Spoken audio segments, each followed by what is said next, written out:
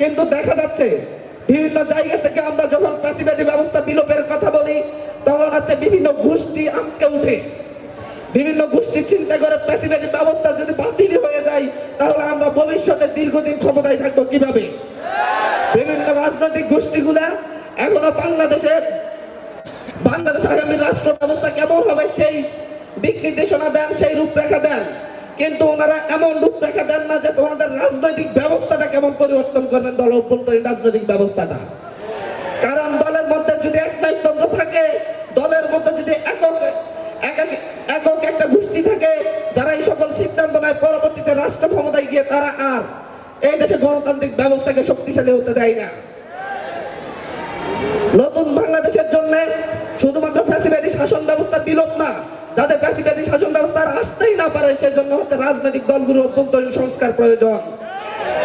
রাজনৈতিক দলগুলো যদি আমরা অভ্যন্তরীণ সংস্কারের কথা বলি তখন ভয় পেয়ে যায়। আমরা যখন বলি যে হচ্ছে ফ্যাসিস্টের দালাল রাষ্ট্রপতি কেন থাকবে, তখন তারা ভয় পেয়ে যায় যে পরবর্তীতে আবার কোন রাষ্ট্রপতি যদি আসে এবং তাকেও যদি সরিয়ে দেওয়া হয়। আমরা যখন বলি যে ফ্যাসিস্ট হাসিনার কাটাছেঁড়া করা সংবিধান, মুজিবের তৈরি মুজিববাদী সংবিধান, দিল্লির প্রেসক্রিপশনে তৈরি সংবিধান, সেই সংবিধান বাতিল করে 24-এ নতুন একটি সংবিধান রচনা করতে হবে, তখন তাদের হৃদয়ে কম্পন ধরে যায়। তারা চিন্তা করে এই সংবিধানের মাধ্যমে তো আমরা 90-এ গণঅভ্যুত্থান ঘটিয়েও 91-এ আমরা আমাদের কথা না রেখেও ক্ষমতায় থাকতে পেরেছি। এদেশের মানুষ বারবার জীবন দেয়, লড়াই করে, সংগ্রাম করে, কিন্তু পরবর্তীতে মানুষের রক্তের উপর দিয়ে ক্ষমতায় গিয়ে আর সেই যে মানুষগুলা রক্ত দেয় সেই মানুষগুলোর কথা আর কারো মনে থাকে না। একটা কথা বলছি, 90-এর গণঅভ্যুত্থানের 3 জোটের রূপরেখা দেখিয়ে নূর হোসেনকে রাস্তায় নামানো হয়েছিল। সেই নূর হোসেনের স্বপ্ন কি বাস্তবায়িত হয়েছে? নূর হোসেনের স্বপ্ন বাস্তবায়িত হয়েছে? কেন 90-এর গণঅভ্যুত্থানের নেতৃত্ব দেওয়া রাজনৈতিক দলগুলো কি ক্ষমতায় ছিল না? তারা সকলেই ক্ষমতায় ছিল, কেউই সেই রূপরেখাগুলো বাস্তবায়ন করে নাই। 24-এর গণঅভ্যুত্থানের ক্ষেত্রে একই পরিস্থিতি হোক, আমরা সেটা চাই না। আমরা তাদেরকে বলতে চাচ্ছি, বাংলাদেশে আপনারা আমাদের পাশে থাকুন আর না থাকুন, আমরা আমাদের স্বপ্ন সফল করে ছাড়বো ইনশাল্লাহ।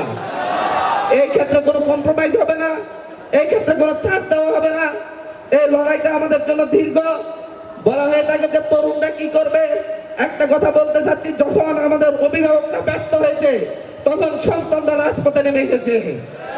অভিভাবকরা যদি 2014-তে ব্যর্থ না হতো, 2018-তে ব্যর্থ না হতো, তাহলে 2024 সালে 2000 সন্তানকে জীবন দিতে হতো না। অভিভাবকরা যখন নিজেরা ব্যর্থ হয়েছিল, যখন নিজেরা রাজপথে নেতৃত্ব দিতে পারতেছিল না, তখন বলেছিল তোমরা আমাদের সন্তানরা সামনে আসো, নেতৃত্ব দাও, আমরা তোমাদের পিছনে আছি। আমরা এখন 24-এর গণঅভ্যুত্থানের পরও বলতে চাচ্ছি আমাদের অভিভাবকদেরকে, আপনারা আমাদেরকে পিছনে থেকে পরামর্শ দিন, আপনারা আমাদেরকে পিছনে থেকে দিক নির্দেশনা দিন। আমরা আগামী নতুন বাংলাদেশ রচনা করব। আগামী নতুন বাংলাদেশ রচনা করবে এদেশের তরুণরা। আগামীর নতুন বাংলাদেশ রচনা করবে এদেশের ছাত্র জনতা। এর বাইরে কোন রাজনৈতিক গোষ্ঠীর কথা মতো এই দেশে আগামী নতুন বাংলাদেশ রচিত হবে না।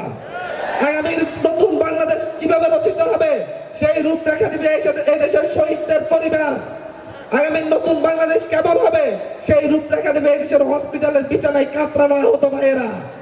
আগামী বাংলাদেশ কেমন হবে সেই রূপরেখা দিবে এই তাওহিদের মাঠে বসে থাকা হাজার হাজার ছাত্র ভাইয়েরা। আগামীর বাংলাদেশ কেমন হবে সেই রূপরেখা দিবে আমাদের সম্মানিত উস্তাদরা। এভাবেই নতুন একটি বাংলাদেশ রচিত হবে।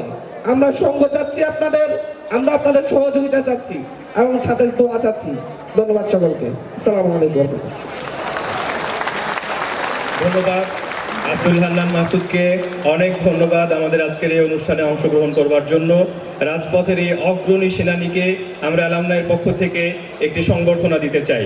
আমি অ্যালামনাইয়ের সম্মানিত সভাপতিকে অনুরোধ করছি রাজপথের 24-এর বিপ্লবের এই অগ্রসেনানীকে ক্রেস্ট দিয়ে বরণ করে নেওয়ার জন্য। ক্রেস্ট গ্রহণ করছেন জনাব আব্দুল হান্নান মাসুদ।